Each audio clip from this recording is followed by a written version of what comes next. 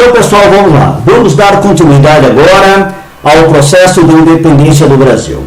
Bem, no vídeo passado eu terminei falando do reconhecimento externo da independência, terminando falando do reconhecimento dos Estados Unidos da América e seu interesse em relação às independências dos países americanos. Bem, após concluída a independência do Brasil, no ano de 1823 foi reunida uma Assembleia Nacional Constituinte, cujo objetivo seria elaborar a primeira Carta Constitucional do Brasil independente. Só que esta Constituinte elaborou alguns artigos, projetos, que visavam limitar os poderes do imperador.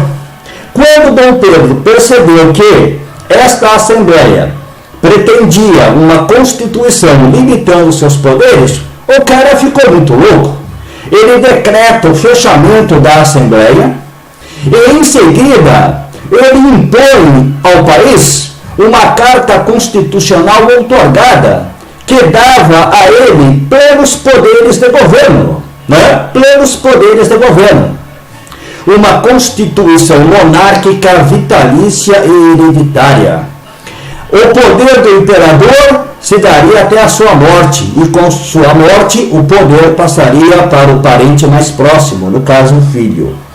Esta Carta Constitucional estabelece 4 poderes de governo. Foi a única Carta Constitucional do Brasil que estabeleceu 4 poderes de governo. Além dos poderes executivo, legislativo e judiciário, também foi incluído o poder moderador, que dava ao imperador plenos poderes de governo. O imperador, além de exercer o poder moderador que dava a ele plenos poderes de governo, também exercia o poder executivo. Esta Carta Constitucional também estabelecia o voto censitário por renda, cuja finalidade era excluir a maioria da população do processo político brasileiro. Pobre não teria direito ao voto, escravos não teriam direito ao voto, ou seja, somente uma elite endinheirada teria direito ao voto. Então foi uma Constituição extremamente autoritária e elitista. Após a independência, ou seja, como reação ao autoritarismo do imperador e à Constituição outorgada, eclodiu no Nordeste a chamada Confederação do Equador, 1824, iniciada ali em Pernambuco. A Confederação do Equador, ela teve 2 líderes importantes que mais se destacaram, que foi Frei Caneca e Cipriano Barata. Este movimento de reação ao autoritarismo do imperador e à Constituição outorgada de 1824 defendia para o Nordeste um sistema republicano de governo. Defendia a extinção do poder moderador e também a extinção do tráfico negreiro. O que aconteceu com este movimento? Ele foi duramente reprimido. Por quem? Pelo imperador. Com a ajuda de quem? Da Inglaterra. A Inglaterra enviou para cá mercenários ingleses, para que esses mercenários matassem brasileiros, apoiassem Dom Pedro no combate a esse movimento. Este movimento culminou com o fuzilamento de Frei Caneca e com a prisão de Cipriano Barata. Ou seja, aquele imperador que herda o trono, que se diz o libertário do Brasil, que acabou com a dominação externa, ele volta a pedir apoio de tropas externas para matar brasileiros. Esse foi o prêmio que os brasileiros ganharam ao terem um país independente.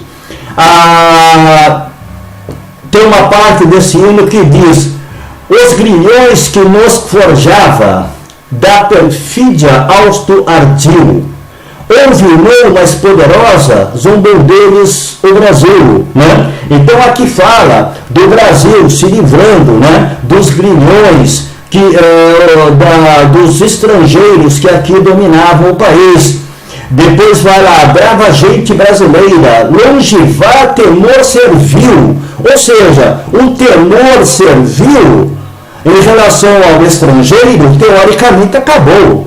Mas aí você tem o temor servil em relação a um governo brasileiro, ou seja, um governo para o Brasil, que na verdade matava, que na verdade punia brasileiros. Foi o caso da Confederação do Equador. Agora nós não tínhamos mais que temer os estrangeiros, mas sim um governo aqui instalado, com o apoio dos brasileiros, não de todos, mas de uma elite, né?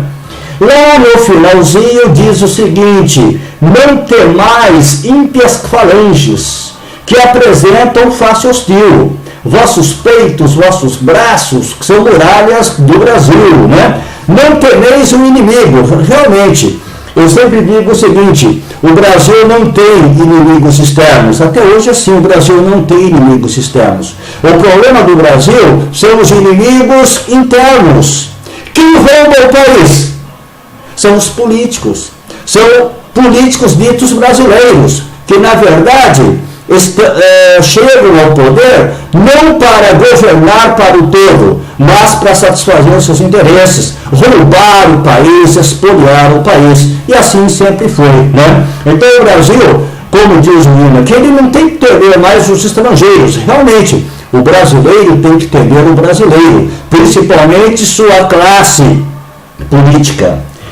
Lá no finalzinho diz o seguinte: parabéns ao brasileiro, já com garbo varonil, do universo entre as nações, resplandece a do Brasil, né? Ou seja, parabéns ao brasileiro, com postura honrosa, agora somos livres, né? Livres dos estrangeiros, mas presos a um governo autoritário, a uma elite agrária que só visava seus interesses, explorar brasileiros, manter a miséria, manter o trabalho escravo. Mudou muita coisa? Acho que não, né? Então, mais uma vez, é um hino bonito? É um hino bonito. É uma letra bonita? É uma letra bonita. Pena que esta letra não venha a representar em nada a nossa realidade. Muito pelo contrário, ela é uma farsa total, né? Ok? Bem, com esse vídeo, então, eu encerro esse documentário em relação à independência do Brasil.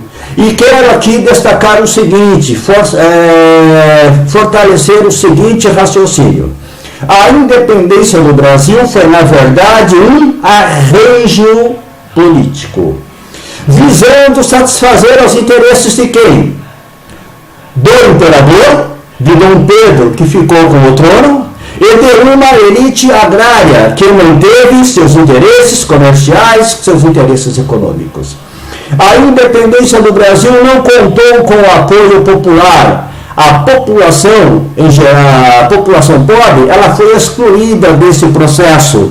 A independência aconteceu e pouca gente sabia que o Brasil havia se tornado independente de Portugal, porque o Brasil deixa de ser comandado por estrangeiros e passa a ser comandado por um imperador e por uma elite agrária, enquanto que a maioria permanece marginalizada. A independência do Brasil não pôs fim à escravidão, não pôs fim às desigualdades sociais, ok? Então guardem essas observações que com certeza serão úteis.